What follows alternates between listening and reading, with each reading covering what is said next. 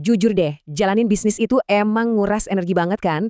Apalagi kalau kita ngerasa udah kasih 100%, tapi hasilnya malah nihil. Halo teman-teman mitra NC Nusantara, seneng banget bisa ngobrol bareng kalian. Hari ini kita nggak bakal bahas urusan teknis bisnis dulu.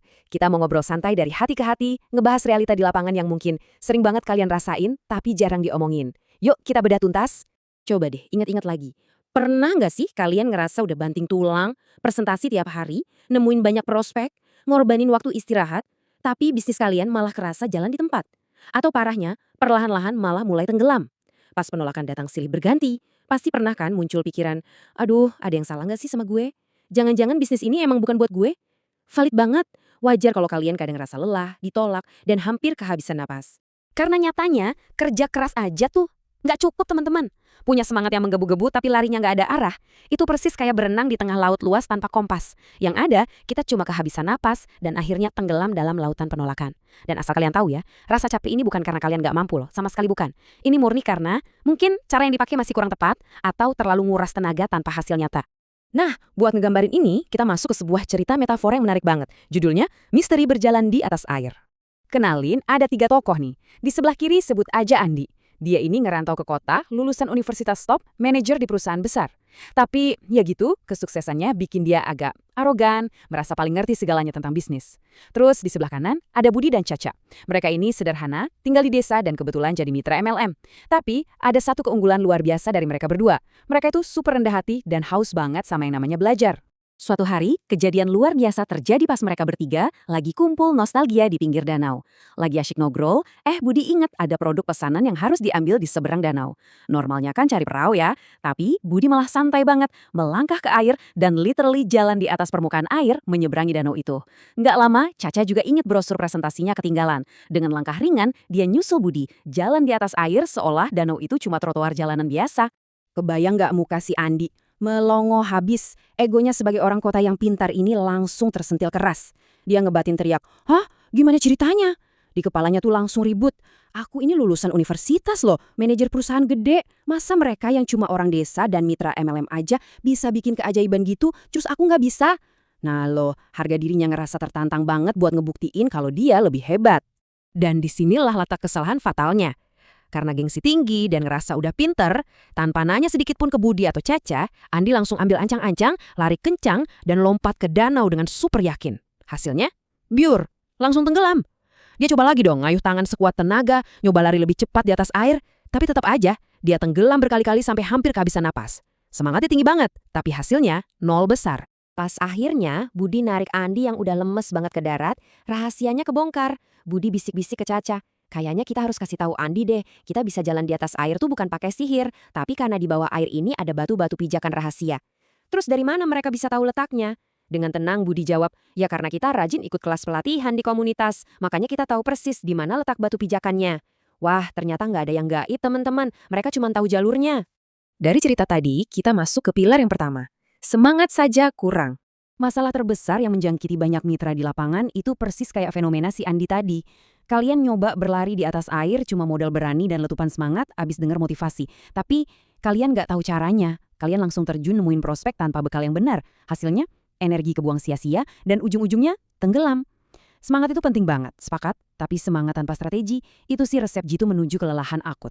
Jadi solusinya apa? Stop maksain diri ngelawan arus tanpa ilmu. Kalian harus cari tahu dulu di mana letak batu pijakannya.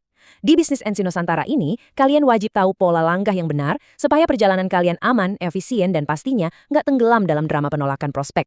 Jangan main tebak-tebakan jalan, pakai rute yang udah jelas-jelas terpetakan. Buktinya nyata loh. Perhatiin ini, banyak banget orang gagal di industri kita bukan karena model bisnisnya yang jelek, bukan karena produknya nggak laku, bukan. Tapi murni karena mereka sibuk berlari tanpa mau belajar dari yang udah sukses lebih dulu. Si Andi tadi tenggelam, bukan gara-gara danau yang rusak kan? Tapi karena dia egois dan nolak buat belajar di mana pijakan yang aman. Jadi, dengar saya baik-baik. Kalian itu nggak perlu berenang kelelahan sendirian di bisnis ini. Jalurnya, batu pijakannya, itu semua udah dibentuk dan disusun rapi banget sama para pemimpin dan pendahulu kita di NC Nusantara.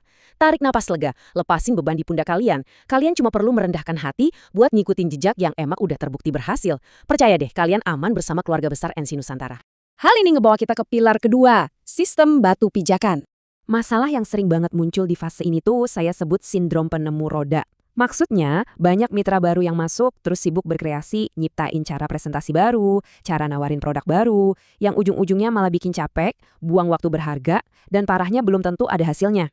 Ibaratnya nih, ngapain capek-capek babat alas buka hutan lebat kalau jalan tolnya udah ada di depan mata? Solusinya, berserah aja pada sistem. Batu pijakan yang nyelamatin Budi dan Caca itu, di dunia kita, adalah sistem NC Nusantara. Sistem ini tuh kumpulan cara, skrip, metode kerja, sampai langkah-langkah sukses yang udah disediain super lengkap sama perusahaan dan upline aktif kalian. Ini bener-bener jalan tol buat bisnis kalian. Buktinya, lihat ratusan bahkan ribuan mitra NC Nusantara yang udah sampai di puncak. Semuanya ngomong hal yang sama. Kalian nggak perlu capek-capek nemuin cara baru. Pakai sistem yang udah ada, ini bisa hemat energi kalian sampai 80%. Sistem ini udah diuji coba ngelewatin berbagai badai penolakan di lapangan dan terbukti lolos uji. Secara emosional, yuk kita buat keputusan hari ini. Lepasin semua ego masa lalu.